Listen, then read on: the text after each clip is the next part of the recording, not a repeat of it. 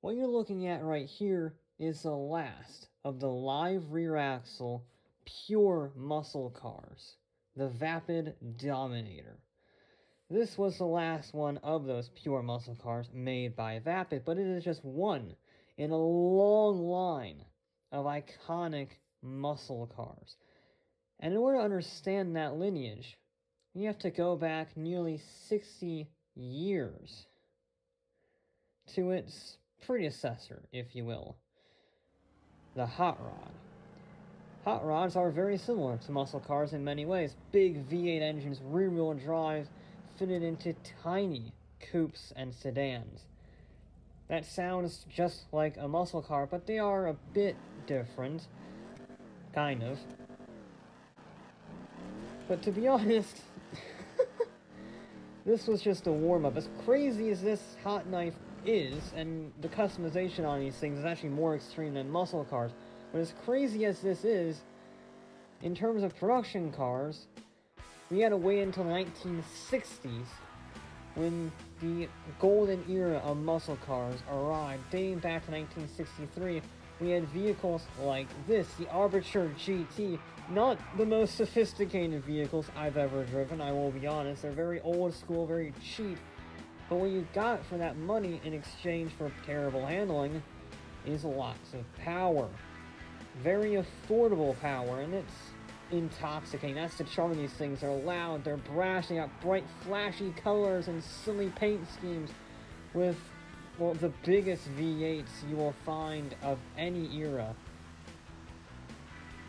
I love these things. Sure, they are just, whoa, the worst things to drive in the world. Not as bad as the Vamoose. The Vamoose is an exception. That does actively try to murder you. This just tries to, I don't know, assault and batter you. They're beasts. Old school steel beasts, but not every single muscle car. It's the same, some are actually designed for handling. Take, for instance, the Dominator GTT. It was designed for racing. Designed for circuit racing across the US in a national championship. And that means it's really nice to drive. It's got all the joy of the Arbiter GT with the ridiculous engine, over-the-top styling. However, it handles really well, especially for the era. It's an incredible to drive car. I absolutely adore it. This is actually mine, by the way, in case you're wondering.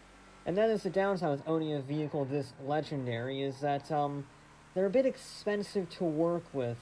So, while sure, they're very fast, you do pay a price for that handling, for that speed, for the whole package.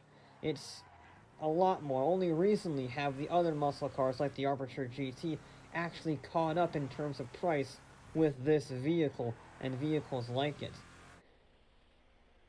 These cars, the muscle cars in general in the 60s, are some of the greatest cars America has ever made. They're legends, they're icons, they look fantastic, they sound fantastic, and their driving ranges from terrifyingly brilliant to just pure brilliant. However, all good things must come to an end. And the muscle car era did come to an end when a war broke out in the Middle East in 1973. Long story short, we got sanctioned hard, got cut off from oil completely for our involvement in the war, and the entire American auto industry collapsed. Gas prices shot up, and suddenly having a massive 450 cubic inch motor wasn't economical anymore. And when an economic disaster of such scale hits, how do I describe what happened to the auto industry?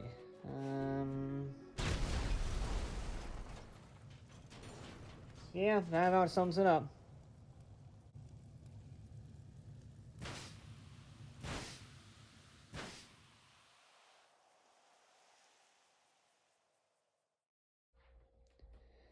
Now, I'm not saying that these cars are bad. I'm saying they're terrible. The only way to get around these EPA requirements and emission regulations and all this fuel economy nonsense is to build massive engines with no horsepower.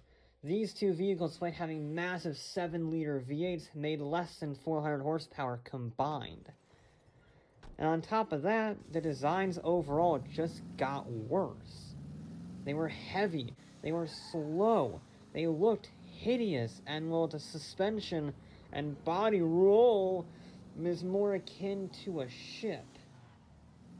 It's just, look at the lean!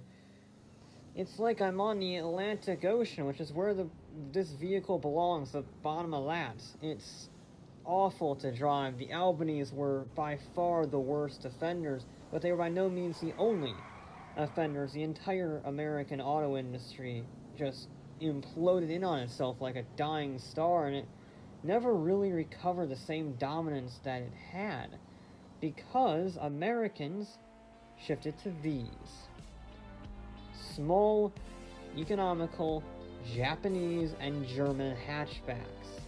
And we never looked back.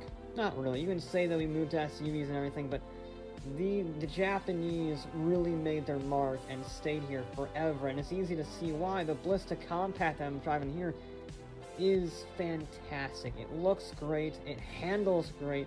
It's actually faster than the American cars because it's lighter.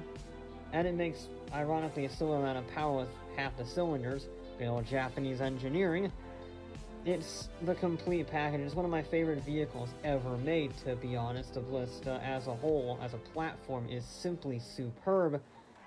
But again, this is not an outlier. The Japanese auto industry really excelled during the gas crisis era.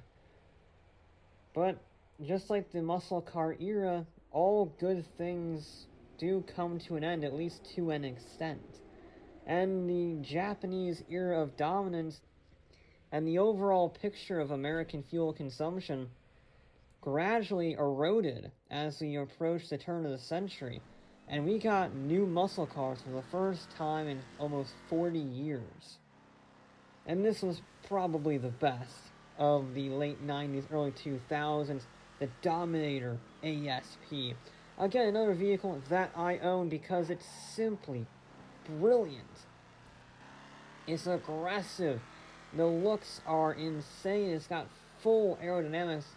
That silly rear wing is not for show. It's a real functional piece of equipment. And it doesn't have a live rear axle. It's got fully independent suspension. It's a masterclass to drive. It's so smooth and it's so grippy on the turn, and there's no wheel spinning. You get all that noise from the massive V8 engine. It's the GTT reincarnated.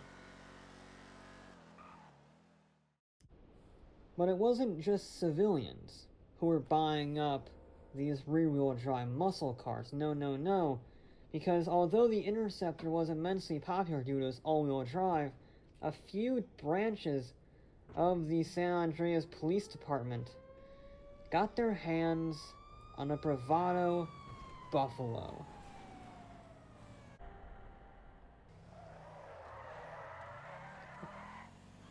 Oh, yes. This is what I'm talking about. Just like the 70s police cars of old, big V8 up front, rear-wheel drive, light bar, bash bar, this is the whole package. The all-wheel drive Interceptor is admittedly better in pretty much every single way, but this is just so cool. And it's a lot rarer than the Interceptor. You don't find these very often.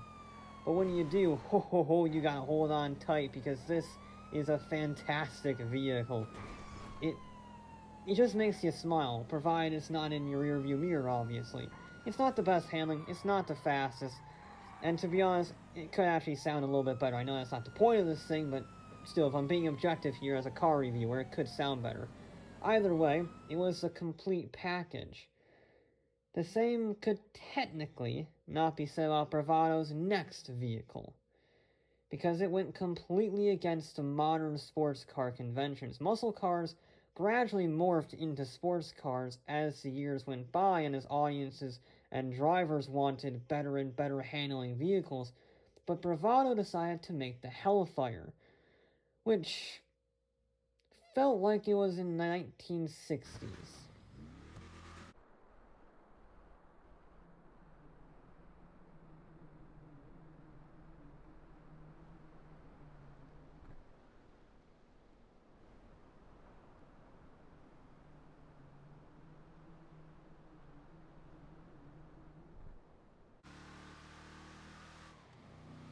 this is an objectively bad car. It doesn't really handle that well, it's quite expensive, and it's only got 2 seats as opposed to the Bravado Buffalo's 4 seats. And yet, I think it is still a great car. It harkens back to the muscle cars of old, back before independent suspension, back before Nürburgring lap records. It was a much simpler time for a much simpler era of vehicles, and this embodies that perfectly. Big V8, simplistic drivetrain, rear-wheel drive, super heavy, super bulky. It's brilliant. I love this thing. It's the ultimate dragster for rear-wheel drive. As a side note, it can actually wheelie, as you saw. It's the only production car that can do a wheelie. Fun fact. But that's not the point of it. The point of it is that it's fun. You slide about. It's glary. It's incredibly loud. It has a massive presence to it. It's a brilliant vehicle. And probably one of my favorites of the last few years. I've talked about it a few times on this show, even comparing it to the new Bravado Buffalo. And I actually chose this over the new Buffalo STX because I think it's a more fun vehicle. It's also considerably cheaper than the Buffalo STX, but that's not the point. This is a brilliant car. It sounds great. It looks great. It's exactly what I wanted out of a muscle car.